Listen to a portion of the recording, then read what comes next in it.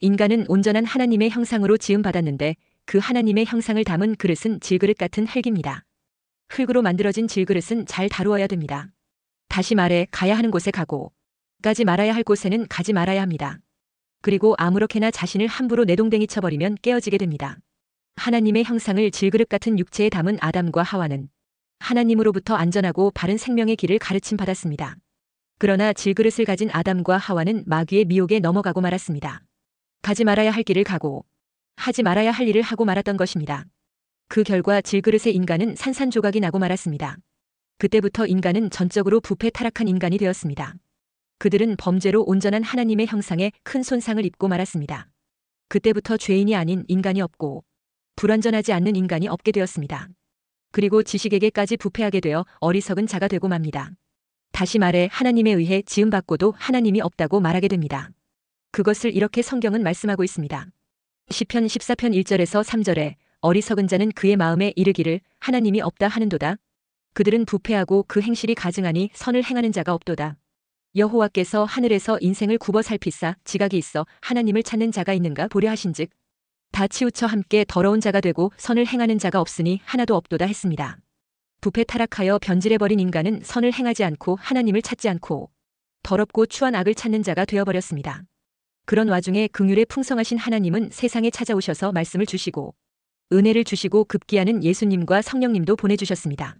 그렇기에 부패 타락하여 자멸의 길로 갈 수밖에 없는 이 땅에 회복과 소망의 빛이 비추게 되었던 것입니다. 부패 타락한 인간이 되고 난 이후에는 인간이 모인 곳이면 어디든지 항상 문제가 있습니다. 사회도 문제가 있고 심지어 교회도 문제가 있습니다. 그런데 여기서 한 가지 알아야 할 것은 교회나 사회가 다 문제가 있지만 다른 점이 있습니다. 그것은 자정 능력입니다. 교회는 자정 능력을 갖고 있습니다.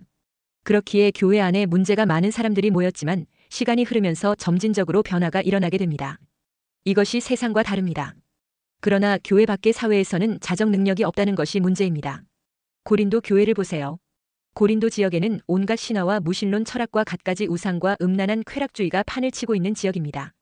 그래서인지 고린도 교회 안에도 시기와 분쟁과 음란의 문제가 있었습니다. 고린도전서 3장 3절에 너희는 아직도 육신에 속한 자로다. 너희 가운데 시기와 분쟁이 있으니 어찌 육신에 속하여 사람을 따라 행함이 아니리요 했습니다. 고린도 교회는 교회임에도 세상 사람들에게 있는 그런 문제들이 그대로 교회 안에서 나타났습니다. 그런 문제가 있었음에도 거룩하신 하나님은 그와 같은 고린도 교회를 저주하거나 버리지 않고 오히려 하나님의 교회와 거룩한 무리를 뜻하는 성도라는 이름을 붙여주셨습니다. 고린도전서 1장 2절에 고린도에 있는 하나님의 교회, 곧 그리스도 예수 안에서 거룩하여지고 성도라 부르심을 받은 자들과 또 각처에서 우리의 주 곧 그들과 우리의 주 되신 예수 그리스도의 이름을 부르는 모든 자들에게 했습니다. 문제가 많은 교회인데도 왜 하나님은 여전히 성도라고 불러주시는 것일까요? 그것은 교회란 하나님의 말씀과 성령의 역사로 말미암은 회개와 용서라는 자정 능력으로 문제를 해결해 나가는 곳이기 때문에 그렇습니다. 교회는 세상처럼 법을 어기는 자에게 형벌과 응징을 내려 통제하는 물리적인 방법으로 다스리는 곳이 아닌 것입니다. 말씀 앞에서 죄에 대한 회개와 함께 십자가 대속의 죄 씻음이라는 성령의 은혜가 임하여서 세워지는 곳이 교회인 것입니다. 그러므로 세상에는 희망이 없지만 교회는 소망이 있는 것입니다. 죄 가운데 모두가 파멸에 이를 수밖에 없는 세상은 법과 형벌만이 있는 곳입니다. 그러나 교회는 법과 함께 죄에 대한 회개와 은혜가 있는 곳입니다. 누구든지 예수님의 십자가 대속의 은혜를 붙잡고 자신의 죄를 자복하고 회개하면 용서와 함께 거룩하게 되는 은혜가 임하는 곳이 교회인 것입니다. 그러므로 교회는 황량한 사막 광야 세상에 있는 오아시스와 같은 존재입니다. 세상에 교회가 있는 한 하나님의 은혜는 부어지는 것입니다. 세상에 교회가 있는 한 하나님의 긍휼과 자비가 이 세상에 허락되는 것입니다. 그러나 세상에서 교회가 사라지는 날 하나님의 은혜가 떠나는 날이 됩니다. 그래서 종말에 지상교회의 성도들이 휴거되고 나면 마지막 세상은 더욱 흉폭해질 것이라고 보는 것입니다. 그러므로 우리가 교회 안에 있다는 것은 주의 은혜 안에 있는 것이 됩니다. 그러므로 천국 은혜의 지점이 되는 교회를 성도들이 소중히 여겨야 합니다. 첫째, 구원받은 성도는 항상 은혜가 있는 주 안에 서야 합니다. 1절에 그러므로 나의 사랑하고 사모하는 형제들, 나의 기쁨이요 면류관인 사랑하는 자들아 이와 같이 주 안에 서라 했습니다. 부패 타락한 본성을 가지고 있는 연약한 인간이 마귀의 밥이 되어 죄의 종노릇하는 삶으로 떨어지지 않으려면 주님 안에 서 있어야 한다는 것입니다. 주 안에 서라 할 때 주 안이란 성도들이 가장 많이 듣는 말 중에 하나입니다. 이 말의 의미는 그 삶의 영역이 예수 그리스도 안에 있어야 한다는 것입니다. 주 안에서 사는 삶이 있다면 반대로 주 밖에서 사는 삶도 있을 것입니다. 다시 말해 신자와 불신자의 간의 삶의 영역이 다르다는 것입니다. 신자와 불신자가 각각 살아가는 영역은 너무나 다릅니다. 인간들이 살아온 현장을 세상이라고 합니다. 이 세상을 요한복음 1장 5절에서는 어둠의 영역이라고 말합니다. 빛이 어둠에 비치되 어둠이 깨닫지 못하더라 했습니다. 즉 빛이 어둠인 세상에 비치되 어둠인 세상이 깨닫지 못하더라는 의미입니다. 그리고 세상은 죄와 사망이 왕노릇하는 곳입니다. 로마서 5장 12절 14절에 그러므로 한 사람으로 말미암아 죄가 세상에 들어오고 죄로 말미암아 사망이 들어왔나니 이와 같이 모든 사람이 죄를 지었으므로 사망이 모든 사람에게 이르렀느니라. 그러나 아담으로부터 모세까지 아담의 범죄와 같은 죄를 짓지 아니한 자들까지도 사망이 왕노릇하였나니 아담은 오실 자의 모형이라 했습니다. 또한 세상은 공중권세 잡은 마귀가 세상 풍조로 사람들의 사고방식을 사로잡고 육체의 욕심을 따라 죄의 종노릇하며 살도록 하는 곳입니다. 에베소서 2장 2절 3절에 그때에 너희는 그 가운데서 행하여 이 세상 풍조를 따르고 공중의 권세 잡은 자를 따랐으니 곧 지금 불순종의 아들들 가운데서 역사하는 영이라. 전에는 우리도 다 그 가운데서 우리 육체의 욕심을 따라 지내며 육체와 마음에 원하는 것을 하여 다른 이들과 같이 본질상 진노의 자녀였더니 했습니다. 이런 마귀가 주도하는 죄악된 세상에 살고 있는 인생들을 위해 예수님은 하늘 보좌를 버리고 죄악으로 어두운 세상에 빛으로 찾아오신 것입니다. 죄악의 어두움을 걷어내기 위해 예수님은 친히 세상을 어둡게 하는 인간의 죄값을 짊어지고 십자가에 올라가 대신 죽어주셨습니다. 뿐만 아니라 죄값을 다 해결하고 죽으신 다음 그것으로 끝나지 않고 진정으로 능력 있는 구원자로서 우리를 살리기 위해 사흘 만에 다시 부활하셨습니다. 부활로 능히 우리 인간을 사망에서 생명으로 옮길 수 있는 권세가 있다는 것을 증명해 보였습니다. 요한복음 5장 24절에 내가 진실로 진실로 너희에게 이르노니 내 말을 듣고 또 나 보내신 이를 믿는 자는 영생을 얻었고 심판에 이르지 아니하나니 사망에서 생명으로 옮겼느니라 했습니다. 이 말씀이 허언이 아니고 실제라는 것을 부활을 통해 입증해 주셨습니다. 누구든지 죽으시고 부활하신 예수님을 믿으면 죄 사함과 함께 영생을 얻고 심판에 이르지 않고 사망에서 생명으로 옮겨진다는 것입니다. 이것이 바로 어두움에서 빛으로 옮겨지는 것이요. 이 믿음 가운데 굳게 서는 것이 주 안에 서는 것입니다. 그러므로 주 안에 서는 것은 예수 그리스도의 십자가 죽음이 나의 죄를 씻는 대속의 피였다는 것을 믿는 것입니다. 회개와 함께 이 믿음을 가지면 모든 죄가 용서되는 사죄의 은총과 함께 주 안에서 의롭게 되는 은혜가 주어집니다. 그야말로 믿음으로 의롭게 되는 복이 주어지는 것입니다. 나의 어떤 공로나 행위가 아니라 전적으로 예수님의 십자가 희생의 공로로 죄 사함의 은혜를 입게 되는 것입니다. 이 십자가의 대속의 은혜 가운데 서는 것은 우리가 죄 사함의 빛 가운데 서는 것이 됩니다. 그러면 죄악의 어두움이 모두 물러가게 됩니다. 예수님의 십자가 공로로 성결하고 거룩한 하나님의 자녀로 거듭나게 되었으니 이 은혜를 생각하면 늘 기쁘고 감사한 것입니다. 죄사함과 구원과 영생의 축복은 모든 것을 초월하는 기쁨과 감사와 행복을 주는 하늘의 신령한 빛의 세계인 것입니다. 또한 나아가 주 안에 산다는 것은 나의 죄를 대속하기 위해 생명까지 내놓으신 예수님을 사랑하며 그 말씀에 순종하며 사는 것입니다. 이것은 곧 예수님이 아버지 하나님의 뜻에 순종하며 사는 것을 본받는 것입니다. 빌립보서 2장 5절에 너희 안에 이 마음을 품으라 곧 그리스도 예수의 마음이니 했습니다. 그러니까 예수님의 마음으로 사는 것이 주 안에 서는 것입니다. 예수님은 범죄하여 죽게 된 인간들을 살리고자 하는 하나님의 뜻을 이루기 위해 자원하여 십자가에 올라가 죽기까지 복종하셨습니다. 심지어 자신을 저주하며 죽이는 자들까지 용서하며 십자가 희생의 제단 위에 올라갔습니다.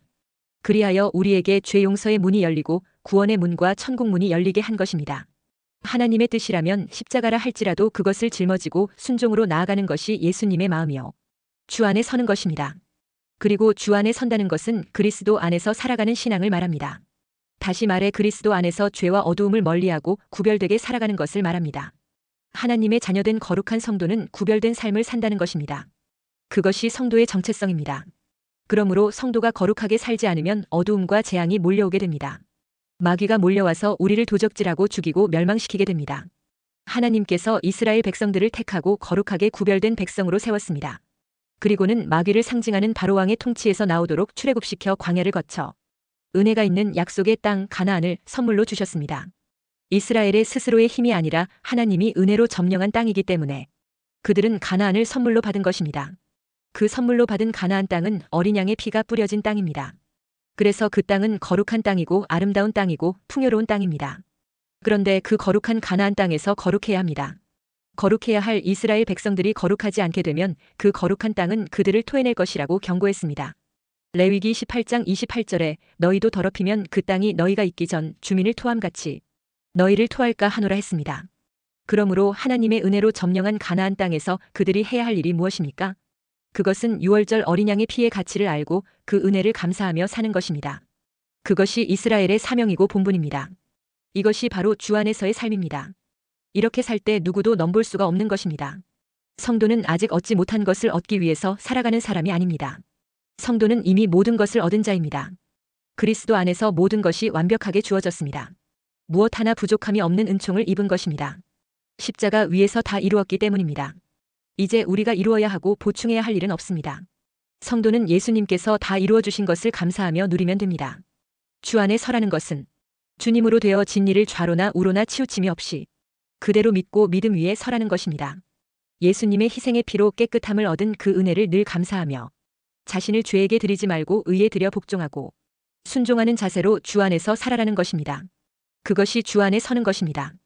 둘째, 구원받은 성도는 주 안에서 같은 마음을 품어야 합니다. 2절에 내가 유오디아를 권하고 순두개를 권하노니 주 안에서 같은 마음을 품으라 했습니다. 빌립보 교회 안에는 문제가 있었습니다. 외부적인 핍박보다 내부적으로 하나가 되지 못하고 불화하는 문제가 있었습니다. 이렇게 교회가 하나가 되지 못하고 분열하면 외부적으로 오는 시험과 도전을 막아낼 수 있는 힘과 사랑을 상실하게 됩니다. 그것은 마치 면역 결핍으로 인해 몸 안의 면역 기능을 상실하여 작은 감기조차 이기지 못해서 폐렴에 떨어져 생명이 위독하게 되는 것과 같은 병입니다. 다시 말해 교회 안에서 서로 불화하게 되면 외부적인 하찮은 시험이 와도 이겨내지 못하게 되는 심각한 문제에 빠지게 됩니다. 사도 바울이 개척한 빌립보 교회가 왜 외부적인 시험에 쉽게 흔들리고 있었을까요? 그것은 빌립보 교회의 내부적인 불화 때문입니다. 그 불화를 일으킨 장본인들은 바로 누구보다 충성을 많이 한 유오디아와 순두개였습니다.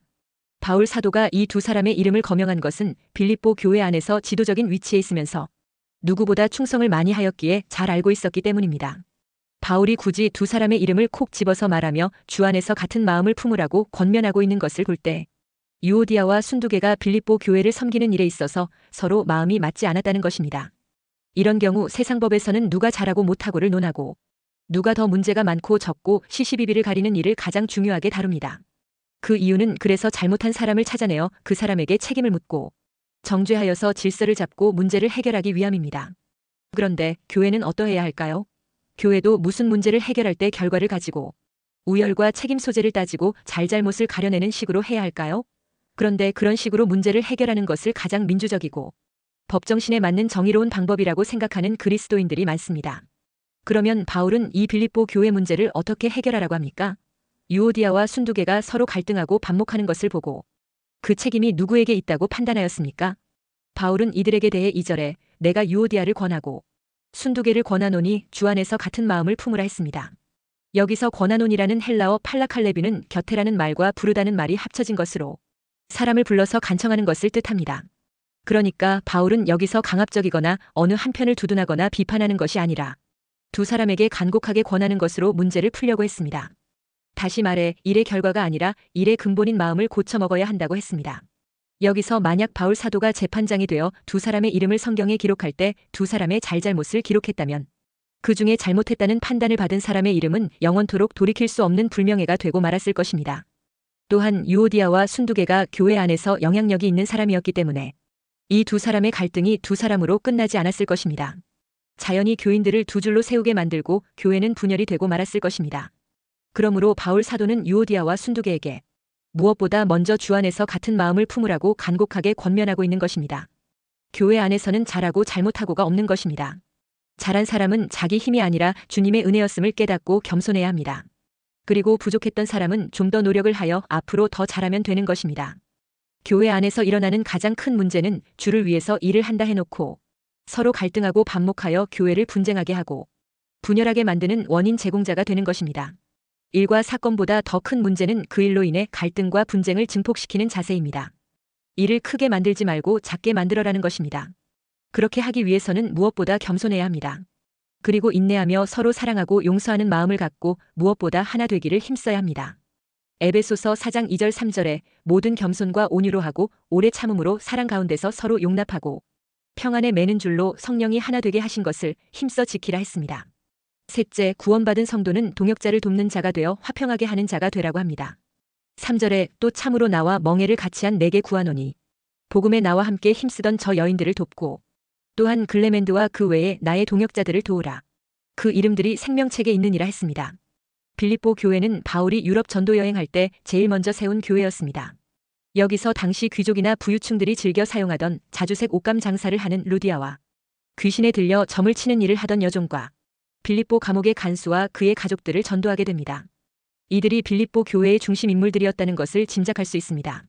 여기 루디아는 루디아 지역 출신이라는 의미로 쓰여진 이름으로 보이고 본명은 유오디아와 순두개 중에 한 사람으로 추정됩니다. 특히 루디아는 바울을 도와 열심히 복음을 위해서 힘을 썼습니다. 그리하여 빌립보 교회는 하나님의 은혜 안에서 더욱 견고하게 세워져 갔습니다.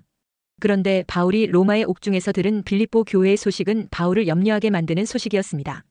유오디아와 순두개가 다투고 있다는 것입니다. 유오디아와 순두개는 모두 바울과 함께 복음에 힘쓰던 동역자였습니다. 바울은 그들을 위해 간구할 때마다 기쁨이 있었습니다. 그러나 그들 사이에 갈등과 분쟁이 생겨났습니다. 또한 그들 곁에서 분열을 심화시키는 사람들도 있었을 것입니다. 바울은 이들 두 사람의 문제가 아니라 이들로 인하여 교회가 해야 할 일을 하지 못하는 것을 안타까워했습니다. 바울은 교회가 해야 할 일을 위해서 직접적으로 이 두 사람에게 권면을 한 것입니다. 인간이 사는 곳에는 어디든지 다툼이 있을 수 있습니다. 인류의 역사는 다툼의 역사라고 해도 과언이 아닙니다. 그만큼 인간 세상에는 많은 분열과 다툼이 있어 왔습니다.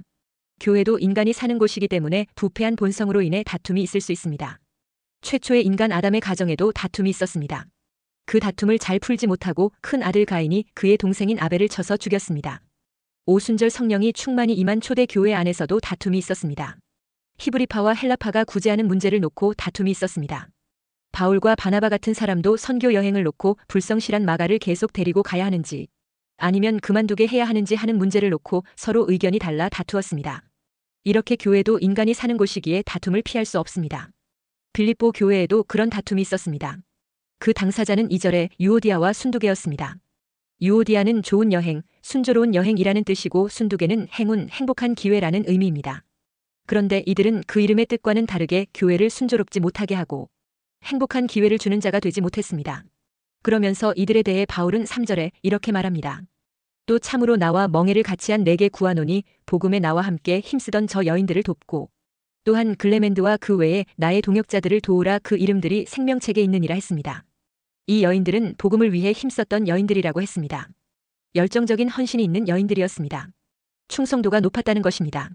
아마 바울이 빌립보 교회를 세울 때 주도적인 역할을 했을 것입니다.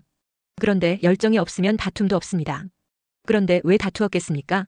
그 이유를 자세히 알 수 없지만 심리학적으로 보면 크게 세 가지로 설명할 수 있습니다. 첫째는 욕구 충돌 때문에 다툽니다. 욕구 충돌이란 실제적인 이익과 관계에서 발생하게 됩니다.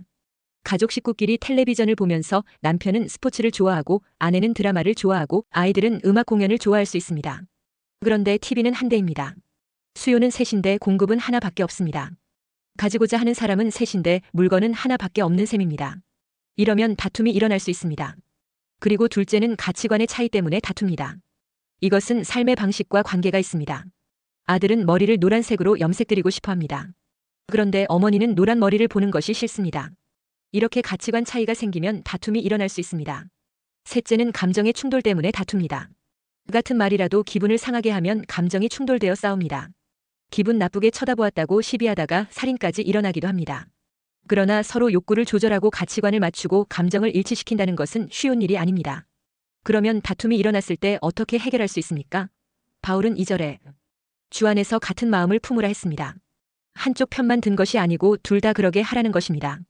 당사자 둘만 만나서 그렇게 하는 것이 아니고 제3의 방법을 제시하고 있습니다. 주님과의 관계 속에서 다툼의 문제를 풀어라는 것입니다.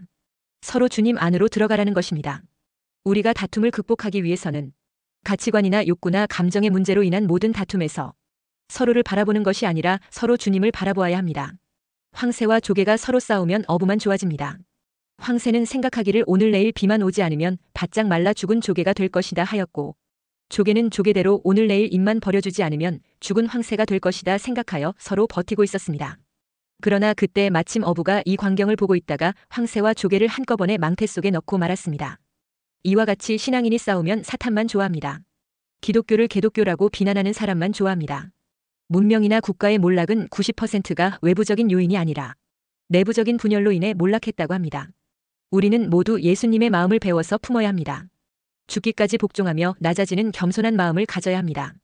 예수님은 근본 하나님이시나 하나님과 동등됨을 취하지 아니하셨습니다. 자신을 비웠습니다. 사람이 되셨습니다. 낮추셨습니다. 그리하여 우리 모두를 살렸습니다. 우리도 예수님의 마음을 품고 낮아져서 섬기는 자가 되므로 서로를 세우고 교회를 세우는 자가 되시기를 축원합니다.